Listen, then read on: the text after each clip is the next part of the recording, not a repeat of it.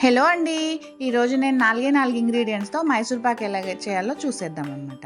దీనికి కావాల్సింది 1 కప్పు నెయ్యి, 1 కప్పు పంచదార, 1 కప్పు 1.5 కప్పు శనగపిండి, కొంచెం సోడా ఉప్పు అనమాట. ఇప్పుడు మనం మందపాంటి ఒక గిన్నె తీసుకుని స్టవ్ మీద పెట్టుకుని దాంట్లో 1 కప్పు షుగర్ పోసుకుని 1/2 టీ కప్పు వాటర్ అయితే యాడ్ చేసుకోవాలండి. మనము చేసుకున్న తర్వాత స్టవ్ కొంచెం సిమ్లోనే ఉంచి దీన్ని కలుపుతూనే ఉండాలన్నమాట. కలపలేదనుకోండి పంచదార అయితే ఖచ్చితంగా గడ్డలుగా కడుతుంది అనమాట.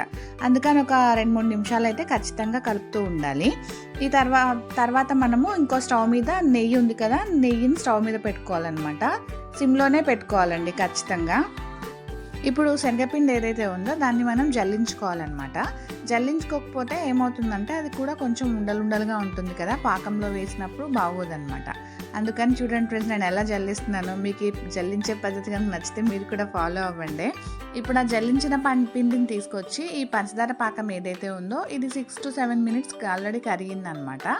పాకం అయితే ఏం వద్దండి, లేత పాకం అనమాట. అట్లా ఉన్నప్పుడే మనం ఈ శనగపిండిని వేసేయాలి. అందులో వేసేసి గడ్డ కట్టకుండా కలుపుతూనే ఉండాలండి. బాగా కలిపిన తర్వాత అది కొంచెం దగ్గరకు వస్తుంది కదా, అంటే పిండి వేసిన తర్వాత ఒక 5 minutes పడుతుంది అనమాట. ఇప్పుడు ఏం చేయాలంటే దానిలో మనము ఈ కలుపుతూ ఉన్నప్పుడు నెయ్యి ఉంది కదా, అది వేడవుతుంది కదా, ఆ వేడి ఒక గరిటె తీసుకుని దాన్ని కొంచెంగా పోస్తూ ఉండాలన్నమాట. ఈ పాకం ఏదైతే ఉందో దాంట్లో ఈ పిండి వేసేసినాక ఇలా మనం ఆల్మోస్ట్ ఒక 5 to 10 minutes కలపాల్సి వస్తుందండి. నెయ్యి మాత్రం కొంచెంగానే పోయాలి. అంటే ఒక హాఫ్ గరిటెడ్ అట్లా పోస్తూ ఉండి మనం తిప్పుతూ ఉండాలండి. అయితే మనం వేసిన ఈ పిండి పాకం ఏదైతే ఉందో అది కొంచెం ఎట్లా అంటే ఫ్లఫీగా తయారవుతూ ఉంటుందన్నమాట. కానీ ఇది సిమ్లో పెట్టుకునే చేసుకోవాలండి ప్రాసెస్ అంతా.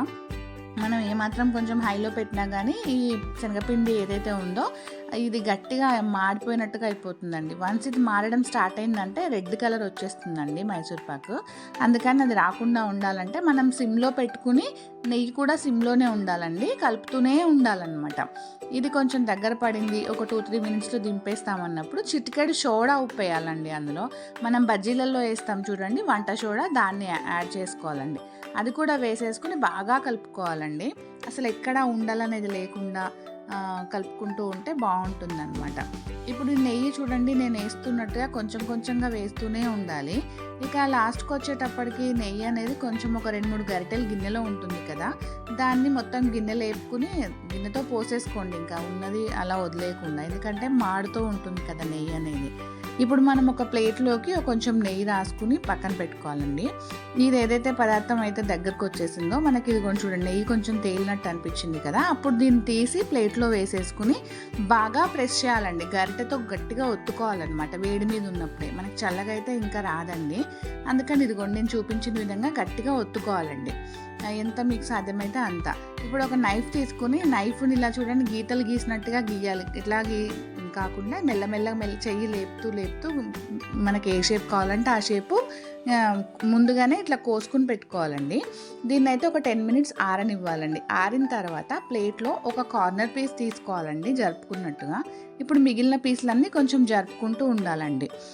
అయితే మనకి ప్లేట్లో ఉన్నాయన్నీ వేడిగా ఉన్నప్పుడే జరుపుకోవాలండి. ఏమాత్రం గట్టిగా అయిపోయినా కానీ ఆరిపోయినాక రాదండి జరుపుకోవడానికి. అందుకని కొంచెం ఇంకా వేడిగా ఉంది అన్నప్పుడే మనం చూడండి ఇదిగోండి బిళ్ళలు ఇలా తీసుకుని పక్కన పెట్టుకోవాలి. దీన్ని ఆరిపోయాక ఒక గిన్నెలో పెట్టుకోండి. మీరు కూడా ఒకసారి ట్రై చేయండి, చాలా బాగుంటుందండి. ఇది ఒక 10-15 నిమిషాలలో మనం ఈజీగా చేసుకునే స్వీట్ అండి. మీరు కూడా ట్రై చేసి ఎలా ఉందో నాకు చెప్పండి. నిజంగా నేను చెప్తున్నాను కదండి, పిల్లలు ఎప్పుడైనా ఇన్స్టెంట్గా స్వీట్ కావాలి అన్నప్పుడు ఇది ట్రై చేయండి ఒకసారి. ఓకేనా ఫ్రెండ్స్? మా ఛానల్ కనుక మీకు నచ్చితే సబ్స్క్రైబ్ చేయండి. Thank you.